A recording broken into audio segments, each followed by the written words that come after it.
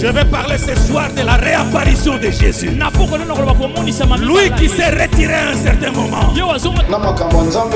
Même dans sa dictionnaire, un écrivain a comprendre que le mariage est union de deux personnes, il y a sexe opposé.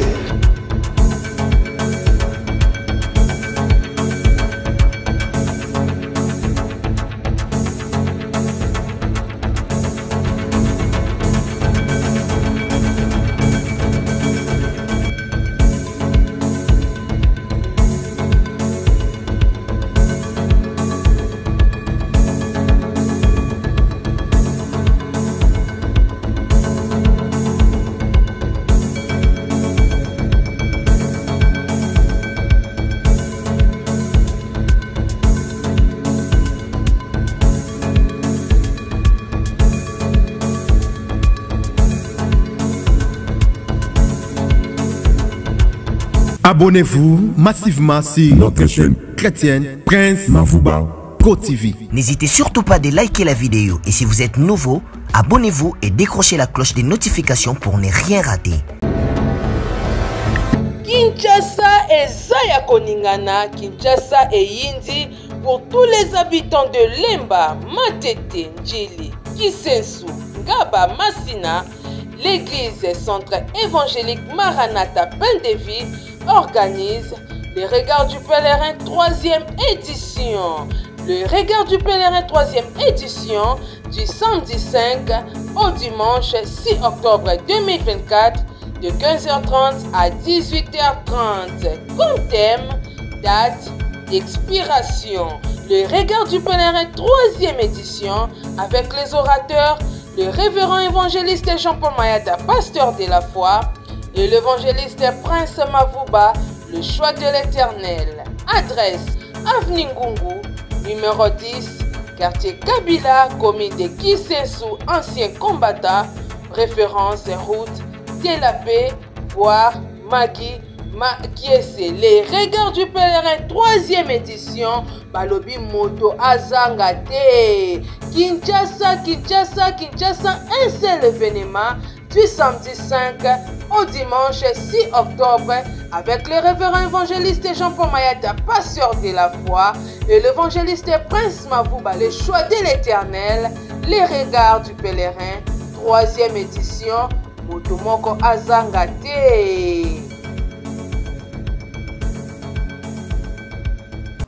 Shalom, shalom, bien-aimés dans le Seigneur, chers frères et sœurs, chers papas et mamans, chers auditeurs et auditrices de la radio Parole Vie, chers téléspectateurs, et différentes chaînes Nabiso, bien-aimés dans le Seigneur, vous avez partout à travers le monde entier, vous avez les réseaux sociaux, vous avez les réseaux sociaux, Tika, Bolingongoli, Pebolam, Yakolo Nabiso, Yesu Massia, Nazareth et Bilabino. Merci.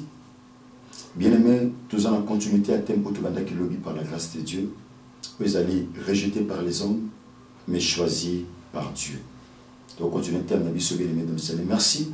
Nous connaissons les Père Bassi. Tous ceux qui ont commentaire et belé, mais tous ceux qui ont encouragement et belé, tous ceux qui ont retour penza mingi, ou ceux qui ont le pas en Zambé, et ceux qui ont cassé mingi koleka, pas en bateau, basi santa, basa rejeté.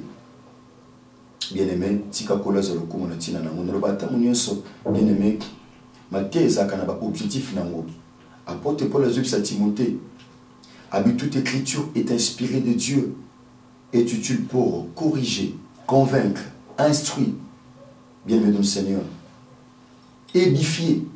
Tout le monde a édification, tout le monde a correction, tout le monde a enseignement, tout le monde a instruction.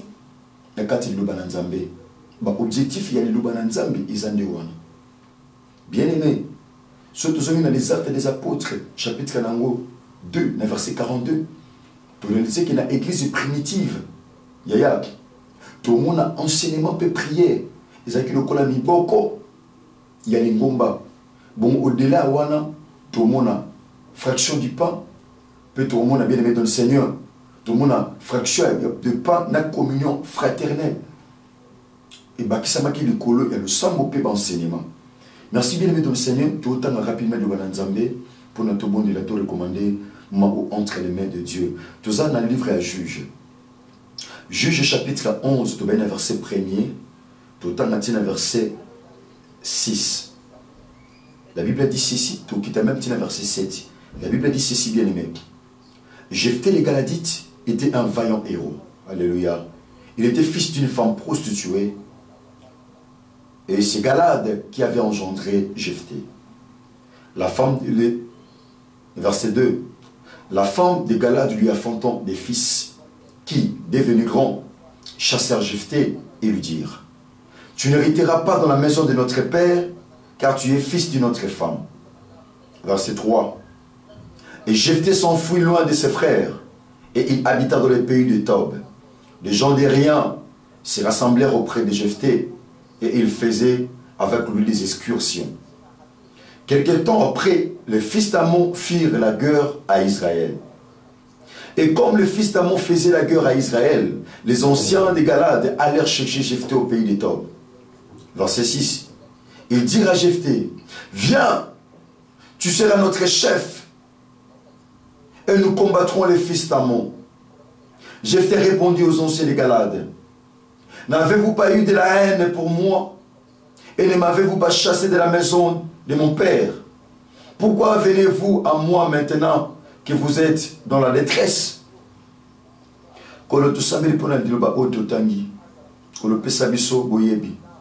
Tika lumière na yo tata ya boyebi na yo engengisa biso pour te tout transmettre fidèlement au totangi lokola makomi.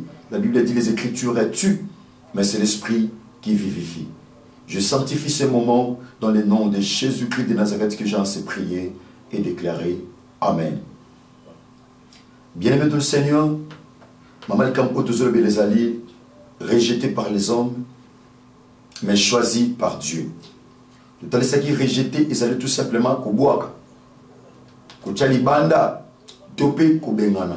C'est ça, rejeté, la définition où ils ont moukousé. Tobaki Natina Batu. Tobaki bien aimé, l'homme sans Dieu, l'homme sans Jésus-Christ de Nazareth, bien aimé. Il est sans cœur, il est méchant, il est sans pitié. Yaya, il est sans l'amour. Aza sans amour, bien aimé de le Seigneur. Bien-aimé, Mouto Azani Nzambe na Bomonaye. Bien-aimé, Aza tellement Mabé Makas, Aza sans pitié. Bien-aimé, tout à l'heure, c'est Jérémie, à l'Obina chapitre 17, verset 9, a dit: le cœur de l'homme est tortué par-dessus tout. Qui peut le connaître? Abi Moutema Moutou, Eza Mabé Koleka, Nana Koko Sosolango. Bien-aimé, tout le bel épée n'a pas été le choix. Tobaki choix batu exigaka ba compétence en moto. Choix bon moto, le choix de l'homme exige les compétences humaines. Choix bon moto exigaka yaya ba valeur ya bon moto. Alors ba kamunoko nini, ayebi makamunini, azan muta domaine nini, tout ça, tout et tout. Et ça ba exigence ou ça lié na choix ya batu. Bien mettre le bini. Tobaki choix nzambe. Yaya, il peut ko betsa batu libako. Parce que choix nzambe ukukanaka tena choix batu. O batu bakoki ko pona, tamsu nzamba koki ko boya yango. O penzamba koki ko boya, tamsu batu bakoki ko pona. Yaya, eza batu musu bazo pona me pa na batu. Mais nzambe aponi bango te.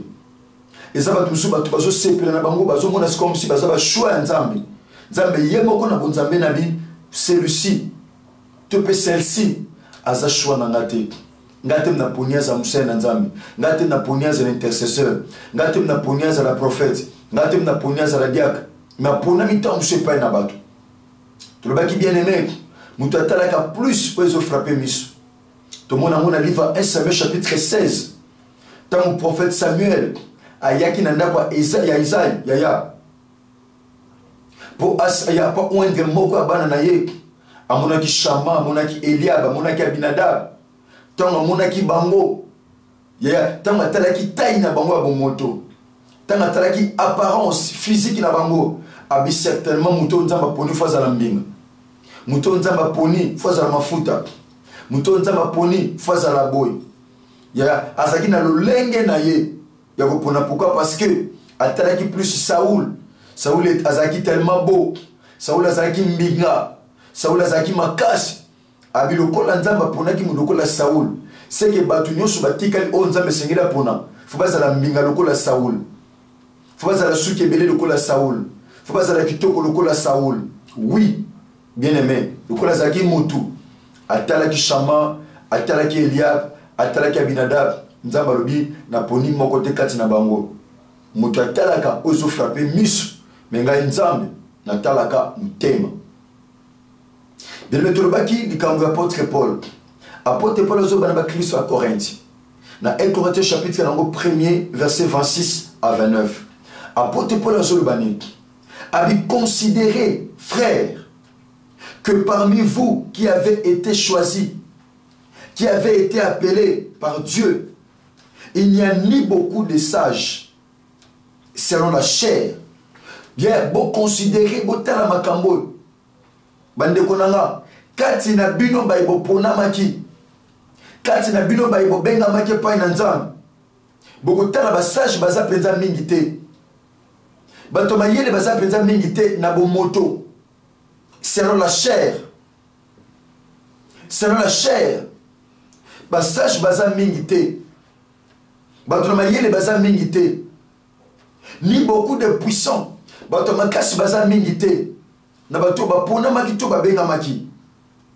Ni beaucoup de nobles. Botala ba famille bobimeli. Mutabi pena na famille oyebani. Famille ya malam, famille ezana kombo. Famille ya malam, boza mingi te. Mais ce que j'ai aimé dans le verset suivant, mais Dieu a choisi les choses folles. Oh! Nabi Nzambe comment faire pour nabiloko ezangatina. Lorsqu'on parle de choses folles, on voit la folie. Tant on la folie, tout le monde a liboma. Tout le monde a liboma. Dieu a choisi les choses folles. Yaya. Nzaba poni biloko eza liboma. Biloko eza na bakolo nango. Biloko batu bako tchakate. Biloko batu bako simbate. Biloko batu bako joate. Mais Dieu a choisi les choses folles. Bato mukile komponate. Biloko batu bako ponate parce qu'ils sont folles. Ils sont folles. Les choses folles du monde. Nzambe kati na mukili. Aponi biloko eza liboma. Aponi biloko eza natina. Lorsqu'on parle de choses folles, eza biloko eza li moins considéré. Eza biloko eza li moins considéré par les hommes. Nzambe aponi biloko eza li moins considéré. Pourquoi Dieu a-t-il choisi les choses folles du monde? Oh, c'est pour confondre les sages. Dieu a choisi les choses folles du monde pour confondre les sages. Nzamba tiki ba sage. Nzamba tiki ba noble. Nzamba tiki ba puissant. Nzamba tiki ba intelligent. Mais nzamba poni biloko eza ya folle. Biloko eza natina. Pour nous confondre ba sage. Ba sage ba fani ba bi mais comment nzambe fa sala makamba boy? Comment nzambe fa pour na moisio? Comment nzambe fa pour na papo? Comment nzambe fa pour na moto? Bien aimé. Yaya. Notre connaissance est une folie devant Dieu. Notre intelligence est une folie devant Dieu.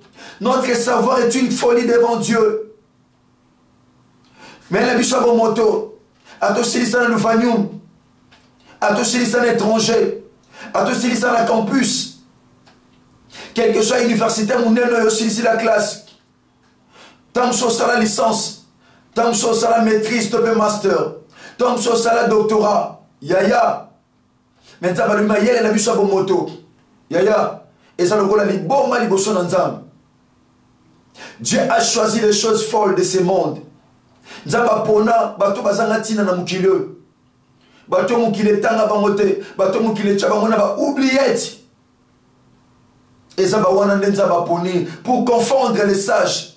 Nzamba même ma confusion pour na sage. Nzamba même ma confusion pour na intelligent. Muto batu ba ozela pona mayete mda ponami. Muto batu ba ozela pona ma nzamba tikié. Ake pona muto batu ba boa kisi pourquoi? Parce que bon na bon moto. L'homme voit plus les valeurs humaines. L'homme voit plus les critères humains. Mais Dieu a choisi les choses folles du monde pour confondre les sages. Dieu a choisi les choses faibles. Notre Dieu est le Dieu des faibles. Azanzambe yaba faible. Abengami tata yaba nabitike. Mobali yaba veuve. Nzambe na biso azaka na ngambo ba lemba. Azaka na ngambo ba tikama. Azaka na ngambo ba bwakama. Azaka na ngambo bato ba yebe lokote na bomoto. Azaka na ngambo bato ba yaba vivre bazo subir point rejet. Nzamba pona bato ba tikama. Ya tom sumu ki lise rejeta yo. Tom ki sumu ki les monopamba. Mais Dieu est capable de te ramasser là où tu es. Nzamba capable de ramasser te pa ko lokota yo. Nzamba capable ko pona tika bato ba bwa kisayo. Tika bato ba tika yo mon frère, ma soeur, bato ba monopamba na misu na bango. Ba mo lokole lokwa ko niata, te pe lokwa ko sakanela. Dieu va te ramasser. Yesu Masia Nazareth, wa matane kulusu. Aza capable ya akufela batu lokola yonanga, batu toza faible na miso bomoto. Toza batu ba lobela biso te. Toza batu ba telemate ya pour ba lobana tina na biso. Mon frère, ma soeur, tom supanda ko yoka liloba oyo, tu te sens faible. Ozana ngamba ba faible. Nzambe na biso azaka na ngamba ba faible. Azaka na ngamba ba forte. Azaka na ngamba bato ba yebite. Nzambe na biso ponaka ba qualifier te. Aponaka ba faible pour mo qualifier bango. Nzamba pona bato ba yebite. Yaya. Bato si ba yebi tom so ba kanta ba pona mi pona bo yebi na bango. Nzamba pona bato ba za nul pour yemoko apprendre bango. Pour mo la kisa bango. Dieu a choisi yaya les choses faibles du monde pour confondre les fortes. Mais bazama kasi na bomoto nzamba tiki bango. Nzamba ke pona bato bazaba faible. Nzamba ke pona bato baba faible. Bato na bomoto bazo représenter le côté. Bato bazanga ba critères humains ba nangote. Bato na bomoto bazo répondre à ba critères. Et ça va wana denza bazo pona. Mon frère, ma sœur, tant sozo bika pour arranger na bon yo. Bato bobo kisayo. Mais il y a un Dieu qui va te choisir. Il y a un Dieu qui va te ramasser. Apôtre Paul a su qui wanate. Abini. Et Dieu a choisi les choses viles. Nzaba poni biloko ezanga tina. Biloko ezanga motuya. Les choses viles de ce monde. Celles qu'on méprise. Et le quoi vile les loko bacholaka. Et le quoi monanaka pamba na miso moto. Dieu a choisi les choses viles du monde. Et le quoi vile et le quoi sans valeur. Et le quoi zanga éclat, et le quoi zanga beauté. Et le quoi moto zanga avenir. Et le quoi zanga considération. Apporté par Dieu a choisi les choses viles du monde et celles qu'on méprise. Celles qui ne sont point. Nzamba poni biloko ezate. Nabi me comment biloko ezate nzamba ponango. Comment nzamba zo pona biloko ezate. Bilobi Dieu a choisi les choses viles. Celles qu'on méprise. Celles qui ne sont point. Biloko ezate mais nzamba zo pona. Ya oko zalate mais nzamba ponio. Yaya nzamba ponaka David. Tangu sangola yaki na ndako ya Isaïe.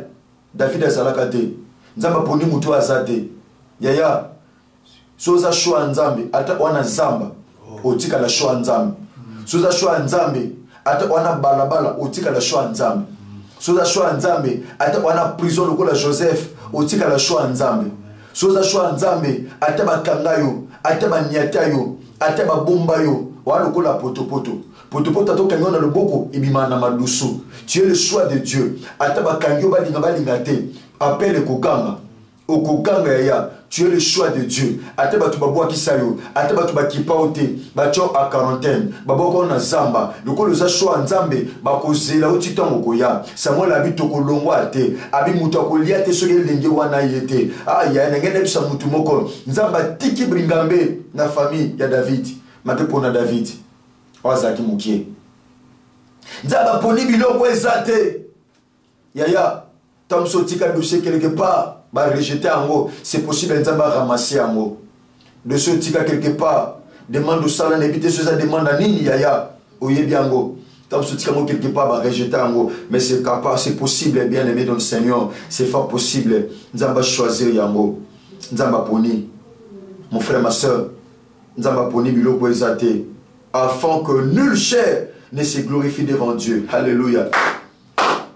Nzamba poni biloko ezate pombuya nzoto moko te yaya ya ekumi sama liboso na nzambe afin que nulle chair ne se glorifie devant Dieu.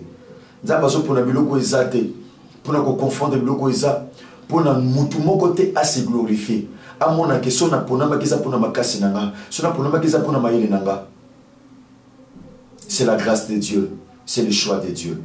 Est-ce que choix nzambe moko na nanga na butu to pe na tonga lelo? To komi pratiquement na suka, na semaine na biso moko la lelo. To continuer na ngo par la grâce de Dieu. Nebe enseignement où ils tellement moulay non contre simbi makambote tout en y a jefté. Ceux qui la commission de la tête en surtout continuons même 10 semaines tout Hollande. Tika bolingo le pebolam ya Christ. Bien aimé dans le Seigneur et bien aimé be bokata ki pongi na butu to pena tomba lelo. Bien aimé message au na bon Dieu penza na bolingo coller sous masia na zakat partager ngo na ba ami na ba connaissance na ba relation ko lo kozanga to ko salongolo. Un grand merci na yana ngai David Poutou 9 yang. Il y a David Poutou merci aux avis na ma caméra. Et le monde a du Mas TV, que les soumassiens de Zagata Kanisha Salongo le Pébolam. Merci à l'ingénieur Chris Konenga Enoch DG. Merci à l'ingénieur Jexapé Mamé Amona. Merci à Dokobogo Sanderson Matufengele, de Konata Kifuta, de Kouraïs Kani Bouilou, que les soumassiens de Zagata Salabinongolo. Celui Christ la maison militaire, tout le bongo lobby na numéro Yassika. Tika Bolingongolo Pébolam et Christ Emile Bino. Numéro on a besoin de contact des alliés, plus Teta 43 489 58 45 235. Merci Ezala Kinga Ndokonabino, frère Herbie, pasteur, mon atata Jean-Paul Meata, pasteur de la foi. Merci, que Dieu vous bénisse.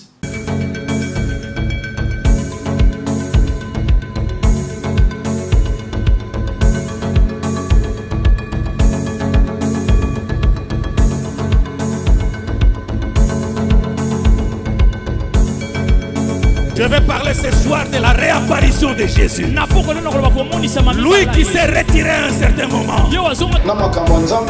Même dans sa dictionnaire, un écrivain a comprendre que le mariage est union de deux personnes, il y a sexe opposé.